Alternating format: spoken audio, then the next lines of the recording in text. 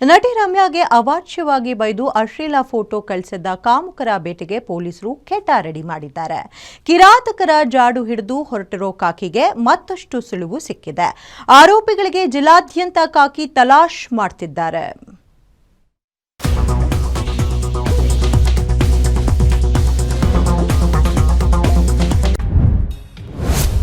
ನಟಿ ರಮ್ಯಾಗೆ ನಿಂದಿಸಿದ ಕಿರಾತಕರಿಗೆ ಬಲೆ ಬೀಸಿರೋ ಕಾಕಿ.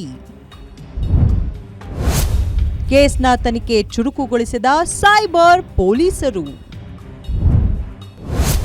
ದುಷ್ಕರ್ಮಿಗಳ ಸುಳಿವು ಸಿಕ್ಕೇ ಬಿಡ್ತು, ಅರೆಸ್ಟ್ ಒಂದೇ ಬಾಕಿ.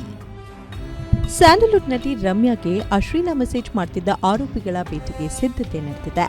ನಟಿ ರಮ್ಯಾಗೆ ಅಶ್ಲೀಲ ಮೆಸೇಜ್ ಹಾಕಿದ್ದ 4 ಕಿಡಿಗೇಡಿಗಳನ್ನ ಈಗಾಗಲೇ ಸೈಬರ್ ಕ್ರೈಂ ಪೊಲೀಸರು ಬಂಧಿಸಿದ್ದಾರೆ.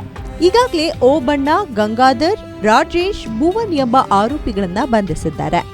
ಆರೋಪಿಗಳು ನಟ ದರ್ಶನ್ ಹಾಗೂ ಧನ್ವೀರ್ ಅಭಿಮಾನಿಗಳು ಅನ್ನೋದು ಮೇಲ್ನೋಟಕ್ಕೆ ಸಾಬೀತಾಗಿದ್ದು, ಅವರೇ ಪೊಲೀಸರ ಮುಂದೆ ಬಾಯ್ಬಿಟ್ಟಿದ್ದಾರೆ.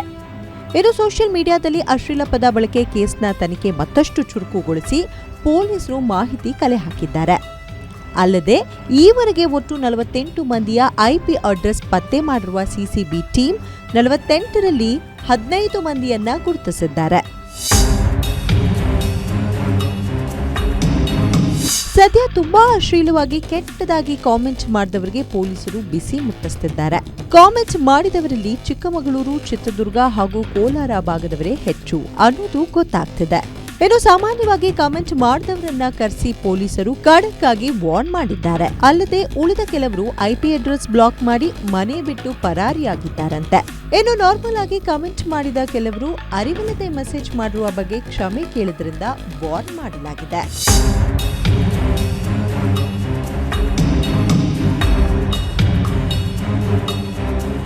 ಸದ್ಯ ನಟಿ ರಮ್ಯಾ ಅಶ್ಲೀಲ ಮೆಸೇಜ್ ಮಾಡಿರೋರನ್ನ ಬಂಧನ ಮಾಡಲು ಮುಂದಾಗಿರುವ ಪೊಲೀಸರು ತನಿಖೆಯ ಹಾದಿಯನ್ನ ಮತ್ತಷ್ಟು ಚುರುಕುಗೊಳಿಸಿದ್ದಾರೆ.